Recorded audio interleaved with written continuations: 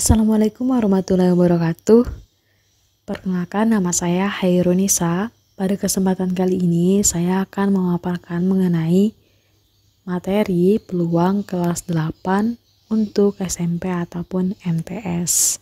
Adapun kompetensi dasar pada pembelajaran kali ini ada dua. Yang pertama, menjelaskan peluang empirik dan peluang teoretik suatu kejadian dari suatu percobaan. Yang kedua, menyelesaikan masalah yang berkaitan dengan peluang empirik dan teoretik suatu kejadian dari suatu percobaan. Adapun tujuan pembelajaran kali ini ada dua juga. Yang pertama, menentukan peluang empirik dengan pendekatan frekuensi relatif. Yang kedua, menentukan peluang teoretik suatu kejadian dengan mendata ruang sampel dan titik sampelnya. Adapun pokok bahasannya, yang pertama, materi prasyarat, ada himpunan bagian dan himpunan kosong, sejarah singkat teori peluang, yang kedua peluang empirik, yang ketiga peluang teoretik, dan yang keempat hubungan peluang empirik dan peluang teoretik. Yang pertama, materi prasyarat. Perlu kita mengetahui apa sih itu himpunan. Himpunan adalah kumpulan semua objek yang mungkin bersifat tertentu menurut aturan yang telah ditetapkan. Adapun himpunan, ada himpunan bagian dan himpunan kosong. Di sini untuk himpunan bagian adalah misalkan A dan B adalah dua buah himpunan. A dikatakan himpunan bagian dari B jika dan hanya jika setiap anggota pada A juga anggota pada B. Berikutnya, untuk contohnya di sini misalkan A merupakan himpunan yang terdiri dari 2, 4, 6, dan 8. Lalu B adalah himpunan yang terdiri dari 2 dan 6, dan C anggota himpunannya hanya 4. Maka dapat dituliskan di sini B himpunan bagian dari A dan C himpunan bagian dari A. Yang berikutnya himpunan kosong, yang mana himpunan kosong ini adalah himpunan yang tidak memiliki anggota. Himpunan ini biasanya dituliskan dengan kurung kurawal tanpa anggota. Nah, sebelum mempelajari apa sih itu materi peluang, alangkah lebih baiknya kita juga mengetahui sejarah singkat dari teori peluang. Di sini, yang pertama, ada seorang bangsawan Perancis yang tertarik dengan permainan, di mana dia ini terkenal dengan kemenangannya dalam dunia permainan, seperti bermain dadu. Ia adalah Chevalier de Mer, yang mana dia memiliki masalah ketika dia melakukan percobaan yang lebih banyak, ternyata kemungkinan dia menang lebih sedikit. Nah, masalah ini dia diskusikan, dia bertanya kepada temannya yang juga seorang ahli matematika Prancis, Blaise Pascal, mendiskusikan masalah ini dengan temannya yaitu Pierre de Fermat yang juga seorang ahli matematika Prancis. Melalui diskusi ini didapatkanlah sebuah teori peluang. Nah, berikutnya pada perkembangannya, Parsemun Laplace yang juga seorang matematikawan dan juga seorang astronom membuat teori peluang tidak hanya terbatas pada sebuah permainan saja, tapi juga banyak manfaatnya pada bidang-bidang lainnya. Berikutnya, untuk pendahuluan, sebelum kita mempelajari peluang, juga kita alangkah lebih baiknya mengetahui apa itu ruang sampel, titik sampel, kejadian, dan percobaan. Nah, ruang sampel adalah himpunan semua hasil atau outcome yang mungkin dari suatu kejadian atau percobaan, yang mana ruang sampel biasanya dinyatakan dengan S besar. Ruang sampel dapat ditentukan dengan metode mendaftar, metode diagram Kartesius, metode tabel, dan metode diagram pohon. Adapun titik sampel adalah hasil yang mungkin terjadi dari suatu kejadian atau percobaan, sehingga dapat didefinisikan juga bahwa titik sampel adalah anggota dari ruang sampel, atau banyaknya titik sampel dapat ditentukan dengan membilang anggota pada ruang sampel. Di sini yang pertama, untuk menentukan ruang sampel dengan metode mendaftar, misalnya contohnya di sini pada penambungan sebuah uang logam akan dijatuhkan dan terdapat dua kemungkinan permukaan uang yang akan muncul untuk di bagian atasnya, yaitu muncul permukaan angka atau permukaan gambar. Sehingga himpunan semua kejadian yang mungkin dapat dituliskan dengan cara mendaftar di dalam kurung kurawal, yaitu A, G. Jadi ruang sampel pada pelembungan sebuah uang logam adalah S sama dengan AG, di mana setiap anggota dari ruang sampel yaitu A dan G disebut titik sampel. Berikutnya menentukan ruang sampel dengan diagram Cartesius. Di sini contohnya pada pelembungan dua uang logam, yang mana uang logam yang jatuh terdapat 4 kemungkinan permukaan yang akan nampak di bagian atas. Dengan menggunakan diagram Cartesius, kita dapat menyajikan sebuah hasil pemasangan dari dua titik yang berurutan, atau biasanya dikenal dengan perkalian Cartesius. Sehingga ruang sampelnya adalah S sama dengan AAA, AG, GA, GG. Atau untuk lebih jelasnya dapat dilihat pada ilustrasi di samping.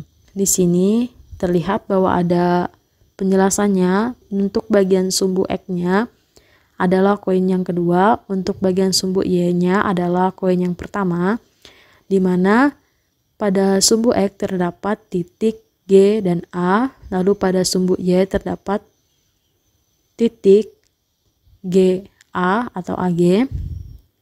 Lalu kita hubungkan, nanti akan didapatkanlah anggota ruang sampelnya yang disebutkan tadi AAA, AG, GA, dan GG.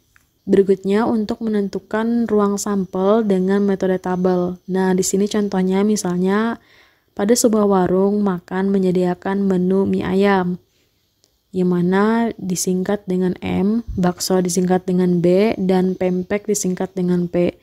Untuk minumannya sendiri tersedia air teh disingkat dengan T, jus buah disingkat dengan J, dan teh botol disingkat dengan L, dan air putih disingkat dengan A.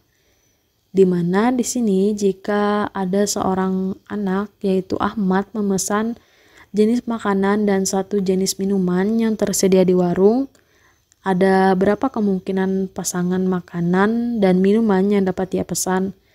Nah, untuk mengetahui jawabannya, mari kita bahas penjelasannya dari permasalahan tersebut. Di sini, untuk menentukan menu yang mungkin dipesan oleh Ahmad, kita dapat menggunakan tabel seperti yang ada di bawah ini. Misalnya, untuk yang bagian kanannya adalah jenis makanan dan untuk bagian atasnya adalah jenis minuman. Sehingga didapatkanlah beberapa titik sampel. Nah, dari titik sampel ini kita daftarkan lagi di bawahnya. Didapatkanlah ruang sampel pemilihan menu makanan dan minuman oleh Ahmad, yaitu S sama dengan MT, MJ, ML, MA, BT, BJ, BL, BA, PT, PJ, PL, dan PA. Nah, coba kita perhatikan pada permasalahan terdapat 3 jenis makanan dan 4 jenis minuman, di mana masing-masing jenis ini dipilih satu, sehingga diperolehlah titik sampel sebanyak dapat menggunakan prinsip dasar perhitungan, yaitu 3 dikalikan 4 sama dengan 12. Sehingga ada 12 buah kemungkinan Ahmad dapat memilih makanan dan minuman yang tersedia di warung. Berikutnya menentukan ruang sampel dengan metode diagram. Di sini misalkan pada pelemparan uang logam dan dadu, untuk menentukan ruang sampel dengan titik sampel yang tersaji secara terperinci, teratur dengan urutan titik sampelnya dan juga simetris, pembuatannya dapat digunakan diagram pohon. Nah, dapat dilihat contoh penggunaan dari diagram pohon di bawah ini. Di sini misalkan untuk A dapat dipasangkan dengan mata dadu 1-6, dan juga untuk G bisa dapat dipasangkan juga dengan mata dadu 1-6, sehingga didapatkanlah hasil percobaan dengan Ruang sampelnya S sama dengan A1, A2, A3, A4, A5, A6, G1, G2, G3, G4, G5, dan G6, sehingga didapatkanlah 12 titik sampel, yang mana 12 titik sampel ini dapat kita hitung dengan cara 2 dikalikan 6, yaitu 2 titik sampel kemungkinan permukaan mata dadu yang nampak, sehingga 2 kali 6 hasilnya adalah sama dengan 12 titik sampel. Berikutnya, kejadian adalah himpunan bagian dari ruang sampel S yang memiliki karakteristik atau sifat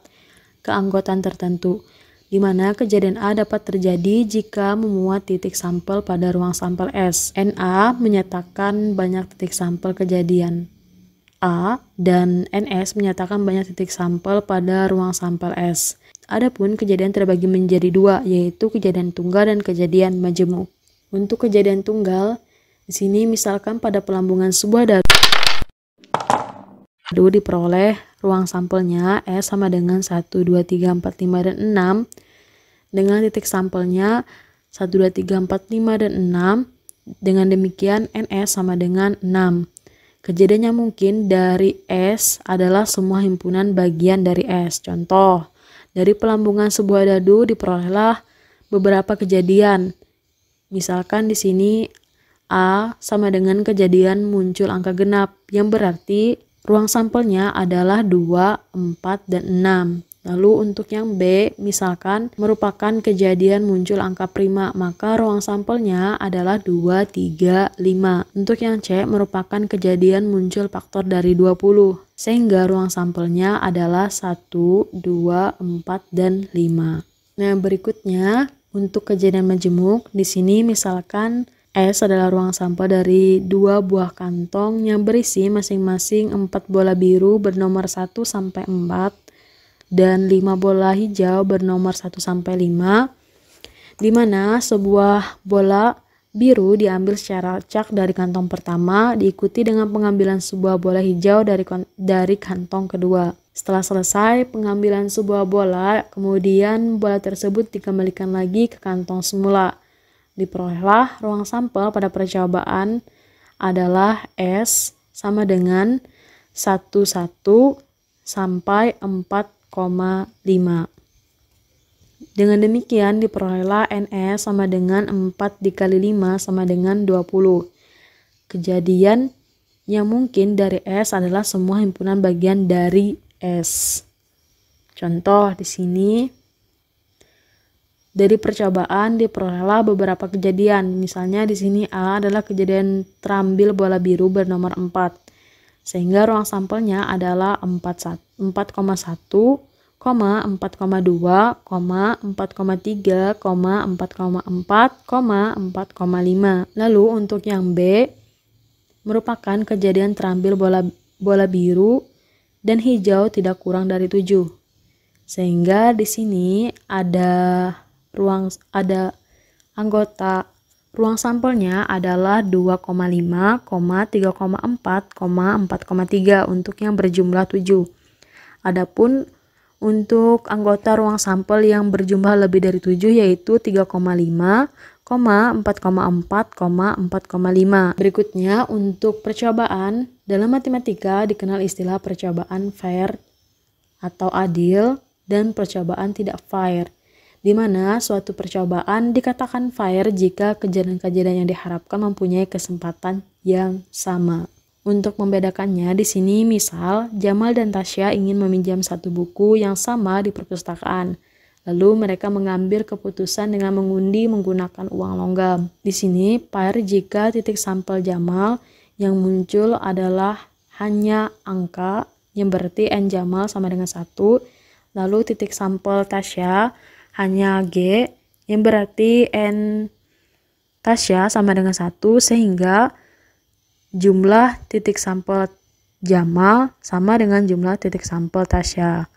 Nah, untuk yang tidak pairnya, di sini jika titik sampel Jamal yang munculnya angka atau gambar, sehingga untuk titik sampel Jamal ada 2 dan titik sampel Tasya hanya G saja, yang berarti titik sampel Tasya hanya 1.